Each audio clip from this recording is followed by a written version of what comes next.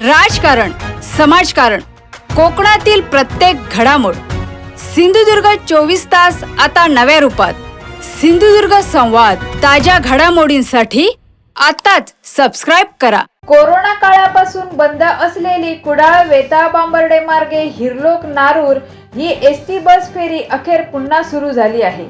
या बसमुळे वेताळ बांबर्डे, कदमवाडी, रांगणा आणि तुळसुली परिसरातील 50 ते 60 विद्यार्थ्यांची मोठी गैरसोय दूर झाली आहे. ग्रामपंचायत आणि ग्रामस्थांच्या सातत्यपूर्ण पाठपुराव्याला यश येत आज पंचायत समिती सभापती मिलिंद नाईक यांच्या हस्ते नारळ वाढवून बस फेरीचा शुभारंभ करण्यात आला. त्यामुळे हिरलोक विद्यालयात जाणाऱ्या विद्यार्थ्यांचा प्रवास अधिक सोयीचा आणि वेळेची बचत करणारा ठरणार आहे. माहितीच आहे की खूप वर्षापासून कोरोनाच्या काळापासून जी शाळेच्या मुलांची एसटी बंद होती आणि मुलांची खूपच गैरसोय होत होती.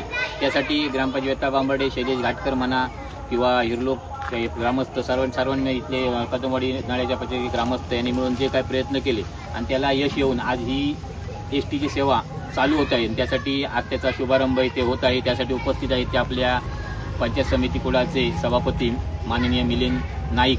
तर सर्वप्रथम आम्ही गावाच्या वतीने, ग्रामस्थांच्या वतीने त्यांचं मी पुष्पगुच्छ देऊन स्वागत.